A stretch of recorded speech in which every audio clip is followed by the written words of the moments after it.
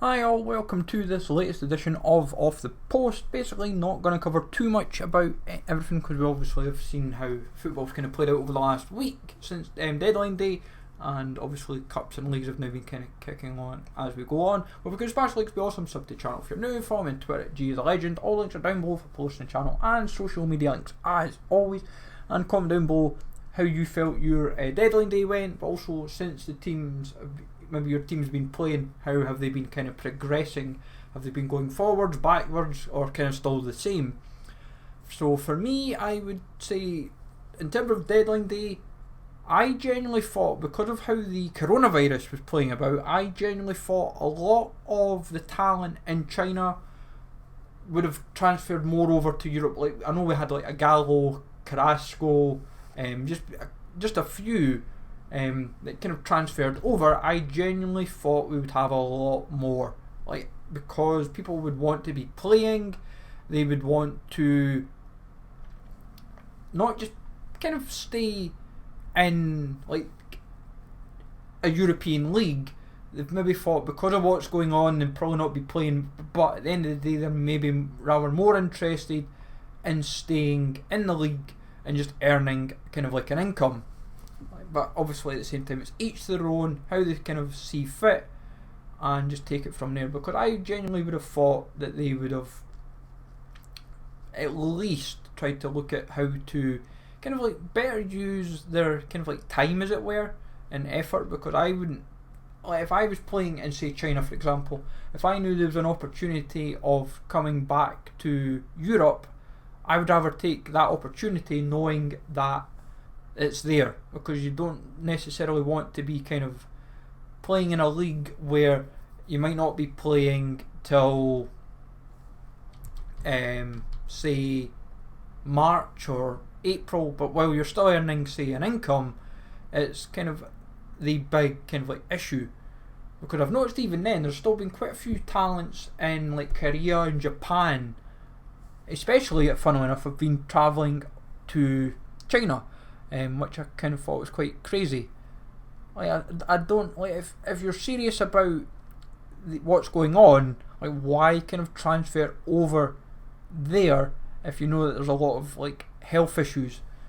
And I think that's where it kind of, it sometimes maybe kicks in a sense, because what I found interesting was players like Jonathan, like Vieira, he's went back to China. Paulinho, he's went to China. The Portuguese midfielder, obviously Jackson Martinez, he's kind of went back to Portugal permanently after leaving China. He went from China to Portugal, and now he's kind of stayed back in Portugal. But it's kind of like mental in a sense. It just doesn't really kind of make sense with some players. And I'm hoping that it kind of just makes people realise that it's like, even though you're maybe settled in the country, that you've got to kind of factor in if health, like if things like health are kind of a big issue just now, like viruses and that, is it really worth the risk? Because Sun Tzu and Picasso, for example, they're two players that went from France and Spain respectively to China. But in saying that, the most notable transfer actually was Ricardo Lopez, the June book winner. But it'll be interesting to see how it plays out, because the Chinese Super Cup was obviously meant to happen like Wednesday morning, I think it was, and it didn't happen.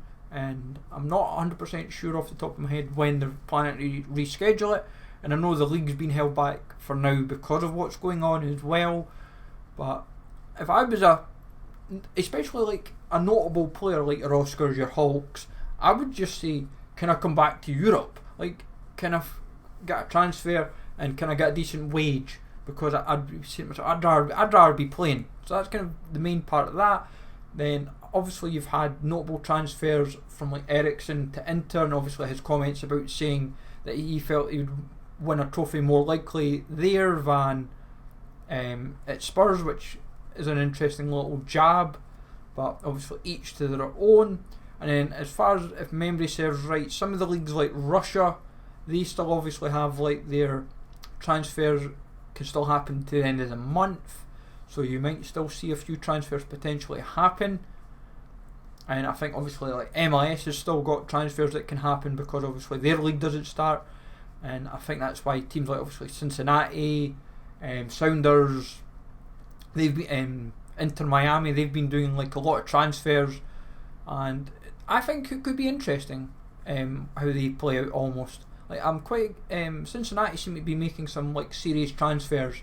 Regaton, for me, he's like a half decent midfielder that's played in Turkey and France if memory serves right. But we'll see how they kind of play out obviously as time progresses. Then in terms of like the league, leagues in general, from like Scottish League for example, Hibs obviously were they've got Scottish Cup this weekend against BSC Glasgow. Hopefully get through that quite comfortably, get to the quarterfinals.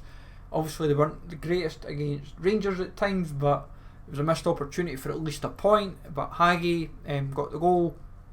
Celtic looking pretty dominant. Obviously it's the Europa League for them that's going to be exciting against Braga and Copenhagen respectively. Braga seem to be doing some serious business with transfers, and they seem to have maybe turned a corner. Copenhagen, they've been obviously with their winter break and focusing on the Atlantic Cup, I've noticed, so they've been playing that the last week.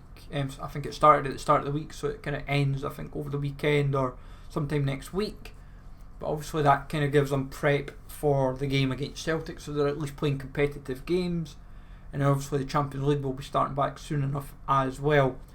But I feel, looking at it, Liverpool look pretty comfortable for the league now, it would suggest, because of how results are playing out. But I wouldn't rest my laurels yet, because something could still happen, and because a lot of people are assuming that maybe the coronavirus or something else could happen that could potentially end up costing Liverpool the league. People are trying to come up with so many wild theories and assumptions that, oh, this is what we'll do to make sure that Liverpool do not win the league, which is kind of crazy, but it is what it is. And who knows what will happen, but I still feel Liverpool look set to win the league pretty comfortably, and they could win it potentially around the Merseyside derby or against Man City. So we'll see how that one plays out. Could they go unbeaten? I think will be quite tough. I think maybe someone like not just maybe Everton, but maybe Man City could be the team that kind of unseats them, because they might have one eye on the FA Cup or one eye on the European Cup as well. So you never know. It could prove distractions somewhere. But for me, I'm finding the second tier in leagues interesting. I'm enjoying the Championship. I'm enjoying La Liga second tier, like La Liga 1, 2, 3. I'm enjoying the second tier in Bundesliga. They're fun to watch. Like even the Bundesliga second tier are brilliant. Then obviously Italy has been quite exciting. Spain as well. But when you look at the second tier of like Italy, for example, Benevento's kind of walking away with the league. They're kind of doing like a Liverpool, and I think that's what I'm finding quite fun at the moment. Is kind of the small league, just enjoyment, and then from there, it's keeping an eye obviously on Scotland because of like Hibs and then how they progress. But for me, the annoyance was Canberra to Rangers. Like why not? Like if we were going to do that, why not just sell them? Say we'll sell you Canberra. Say Canberra was for £1 million, but then they gave us Docherty. Like they still gave us Docherty on say like permanent, but like you kind of like agreed the fee. So that way, because at the end of the day, he's not really like Rangers have just done that to kind of, in essence, hamper the fee that we would potentially get for Canberra in the summer. That's all that's really done. Like last summer, there was like quotes like £2 and £3 million from like Basel and Lech Poznan and so forth, and Sunderland. But then obviously in the winter, it's kind of still been Basel and Lech Poznan, but then Rangers came in and obviously done that. So it hampers in essence his transfer fee. Because I think it would be 18 months. I think he has left in his contract. So if we're going to sell him, it's going to be for a lot less than we would have liked. But it's one of those things. Like McGinn, Docherty, Omeniga, McNulty, good signings, but I feel we just needed a little bit more toughness at the back to kind of put pressure on like Hanlon and Stevenson, because I feel they're kind of kind of needing a bit of a push up the backside, as it were. But it is what it is, and we just kind of get on with it. But I'll wrap up on that, folks, otherwise we'll just keep rambling and on and on. But let me know, folks, how you feel your transfer window went, how you feel your team's progressing. Is there anything that you wish your team had got or got rid of? And also any kind of like ambitions for your team that you would like in the second half of the season.